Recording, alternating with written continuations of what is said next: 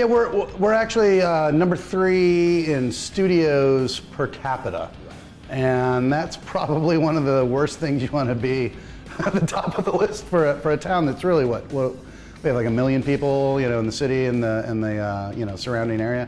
So being number 3 in the nation, right behind Miami and Las Vegas, that's kind of an embarrassing statistic. I mean, we've got so many studios.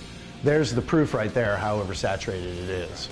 I find it's a poignant reminder of how oversaturated this area is with just the number of shops out there. And there's quite a few of them that really don't need to be around because of unqualified, unlicensed artists working at them. I mean, I'm not too worried about it, you know what I mean? The more artists, I feel like the more better, because then you have a lot of styles around you that you can look at.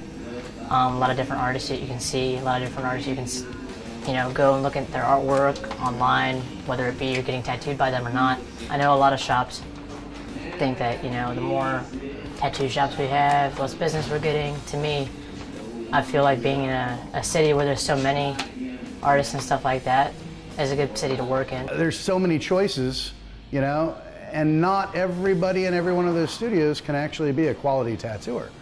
Luckily here in Richmond, we've got a massive amount of high quality tattooers.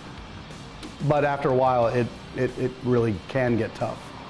If you can go on any street corner and get a tattoo, why are you going to seek out somebody that you've heard about when there's a place open right down the street? Many of my clients in recent years, I know them well enough that they basically just kind of tell me the theme or subject matter they're looking for. I know what they like, what they don't like. They tell me what their budget is like, and I do what I want to do. And they trust me that much. And that means quite a bit, actually. If you're doing a good job, and you care about your customers and, strive to do your best every day, you're going to be able to make enough money to get by. Are you going to be making as much money as you were 2-3 years ago? No, of course not. But, if you're doing a good job and you care, as I said, you're going to keep above water.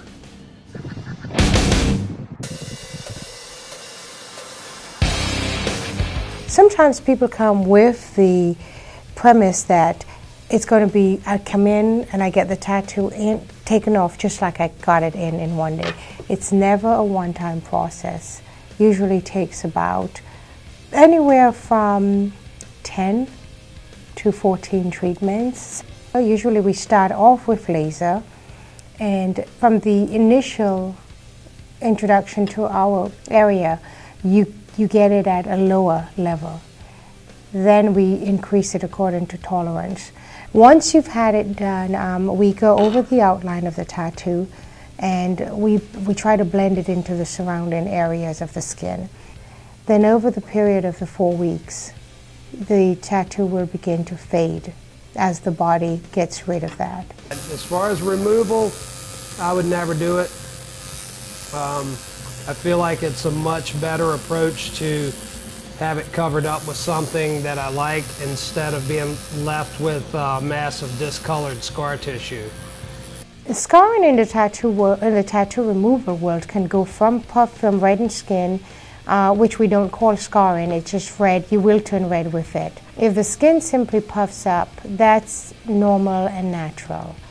If it breaks, a break in the integrity of the skin, which leaves either the skin turns black and then falls off, anywhere from that to an open wound is considered scarring. There is always that possibility, but knock wood, we've been good. I've spoken to several people who've had it done. For the most part, they tell me laser surgery is terribly painful, way beyond anything you'd ever experience actually getting tattooed, and it's incredibly expensive, and there's always going to be some evidence of you having had something there.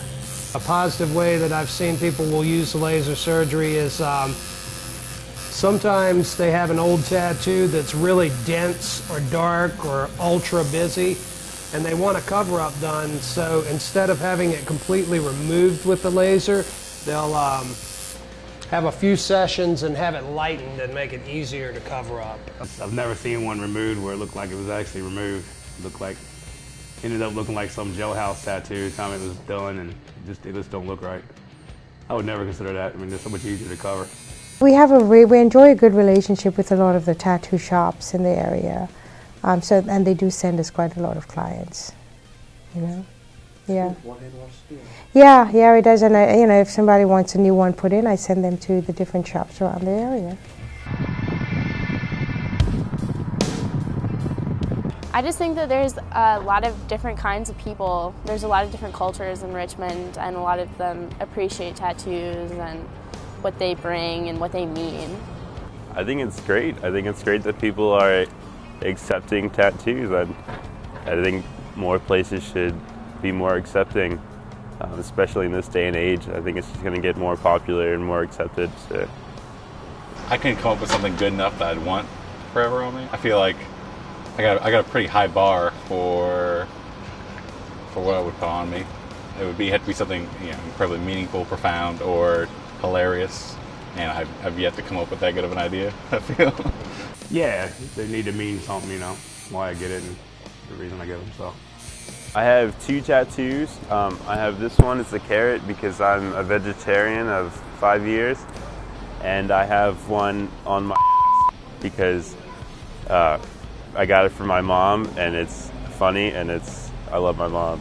So. I don't have any. I'm still waiting for something to come up in my head that's important enough to permanently put on my body.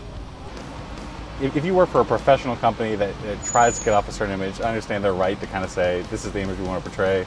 But on the other end of the spectrum, as a bearded man, I suffer the prejudice of beards, where I feel like at work they don't like the beard so much. So I feel that too, where you don't really want your employer telling you how you should look or what you should have on, because then it just doesn't feel good. I don't think that's right, but if it is a very professional company, you know, and you have to deal with hiring customers, I could see where, you know, tattoos all along the neck or somewhere on the face, you know, I can see where that would become a problem.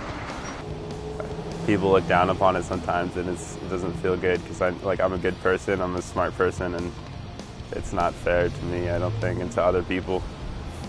I don't think it's fair because I think a lot of people get them for specific reasons. It's kind of like an art, and they appreciate something enough to put it on their body, and then people should respect that. I don't think anything will change their mind. I think it's how they're raised, unfortunately. They're raised to look at people differently that have tattoos that are different. So